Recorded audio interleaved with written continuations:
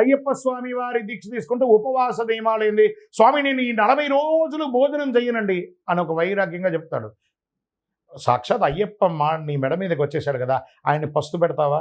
మిగతా రోజుల మట్టుకు ఉదయం, మధ్యాహ్నం, సాయంత్రం, రాత్రి అన్ని రకాల చెత్త వేసి బాడీ నాశనం చేస్తావు.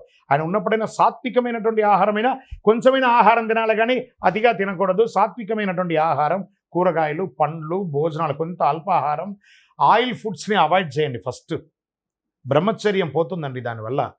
Oil foods ఆపేసేయండి.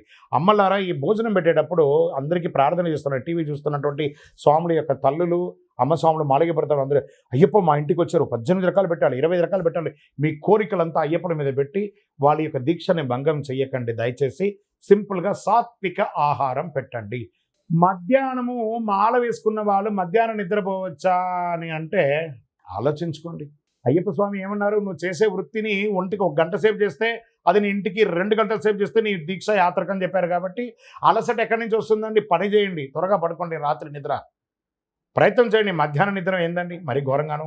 గురుగారు యొక్క స్కూల్కి వెళ్ళే పిల్లలు, అది మగ పిల్లలైనా ఆడపిల్లలైనా ఎలా వెళ్ళాలి, కాలేజీకి వెళ్ళే మగ పిల్లలు ఎలా వెళ్ళాలి అని అంటే, ఇది చాలా controversial question and typical answer. దీన్ని జీర్ణించుకోక తప్పదు.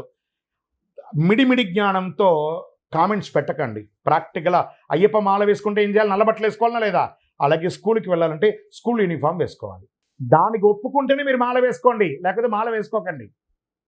మేము మాల వేసుకుంటే స్కూల్కి నల్లబట్టలు వేసుకోకుండా యూనిఫామ్ వేసుకోమంటున్నారు అని ఆ స్కూల్ ముందర, కాలేజీ ముందర ధర్నాలు చేసి మీ యొక్క మిడిమిడి జ్ఞానంతో ఆ ఆర్గనైజేషన్ ఇబ్బంది పెట్టి మిగతా పిల్లల్ని చదువు లేకుండా చేయకండి. ఈ ఒక మాల వేసుకునే పాప కానీ బాబు కానీ స్కూల్కి వెళితే ఆ నల్ల బట్టలతో మంచిగా మాలలంతా బయట వేసుకొని బొట్లంతా అలా పెట్టుకొని వెళితే ఆ యొక్క స్కూల్లో ఉద్యోగం చేసే స్త్రీలు, వారి యొక్క ఋతుచక్రంతో ఉన్న వాళ్ళు కూడా వచ్చే అవకాశాలు ఎక్కువ ఉంటాయి. వీళ్ళని చూసి అయ్యో సాక్షాత్ అయ్యప్ప అని చెప్పి వాళ్ళు దూరంగా వెళ్ళిపోతారు. వీళ్ళు ఒక్కళ్ళు దూరంగా వెళ్ళడం వల్ల ఈ ఒక్క స్వామి వల్ల ఎంటైర్ క్లాస్ డిస్టర్బ్ అవుతుంది. సో ఆ మేనేజ్మెంట్కి, ఆ చదువుకోవాలని వచ్చిన పిల్లలకందరికీ ఒక స్వామి వల్ల మిగతా వాళ్ళకందరికీ చదువు అనేది ఇబ్బంది అవుతుంది. కాబట్టి దీక్ష మీకోసమే కానీ స్కూల్కో కాలేజ్కో కాదు.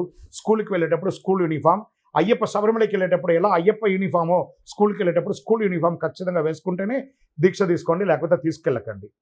కాలేజ్కి వెళ్ళే వాళ్ళైనా స్కూల్కి వెళ్ళే వాళ్ళైనా దీక్ష మీకోసమే కానీ.